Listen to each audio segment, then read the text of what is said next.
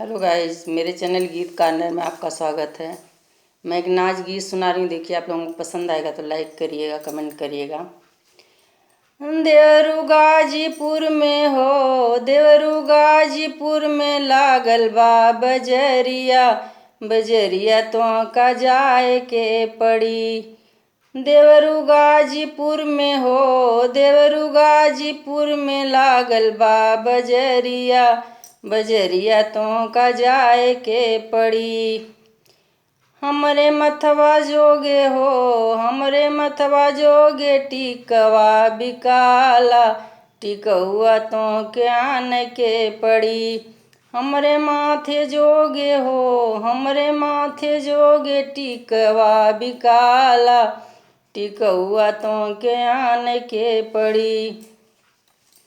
भौजी आनी देव हो, भौजी आनी देव तो के टिकउआ कहनवा हमरा मान के पड़ी।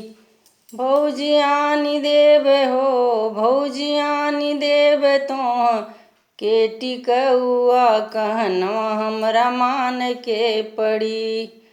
देवरा मानी लेब हो, देवरू मानी लेब तो रा कहनवा सजनवा से पूछ के पड़ी।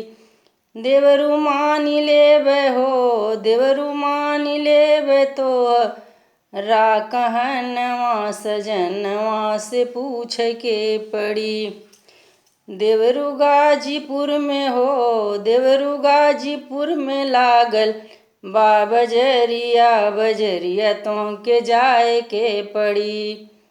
देवरू गाजीपुर में हो, देवरू गाजीपुर में लागल बा बजरिया, बजरिया तो के जाए के पड़ी। हमरे अंगे जोगे हो, हमरे अंगे जोगे तो हमरे अंगे जोगे हो, हमरे अंगे जोगे चुनरी बिकाल, चुनरिया तो के आन के पड़ी। हमरे अंगे जोगे हो, हमरे अंगे जोगे चुनरी बिकाल, चुनरिया तो के आन के पड़ी।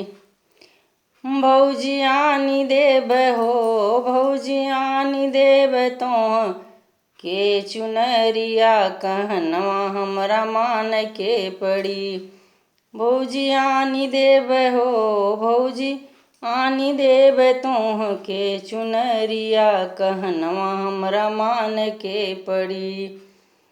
देवरू मानी लेब हो, देवरू मानी लेब तो रा कहनवा सजनवा से पूछ के पड़ी। देवरू मानी लेब हो, देवरू मानी लेब तो रा कहनवा सजनवा से पूछ के पड़ी। देवरू गाजीपुर में हो, देवरू गाजीपुर में लागल बा बजरिया, बजरिया तो के जाए के पड़ी। देवरू गाजीपुर में हो, देवरू गाजीपुर में लागल बा बजरिया, बजरिया तो के जाए के पड़ी। हमरे पैर जोगे हो, हमरे पैर जोगे पैजन बिकाल, पैजनिया तो के आन के पड़ी। हमरे पैर जोगे हो, हमरे पैर जोगे पैजन बिकाल, पैजनिया तो के आन के पड़ी।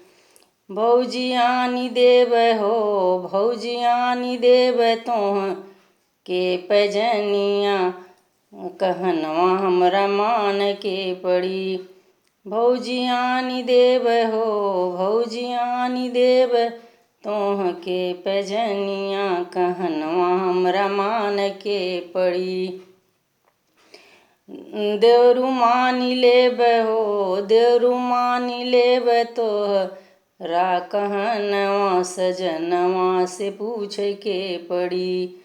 देवरू मानी लेब हो, देवरू मानी लेब तो रा कहनवा सजनवा से पूछ के पड़ी।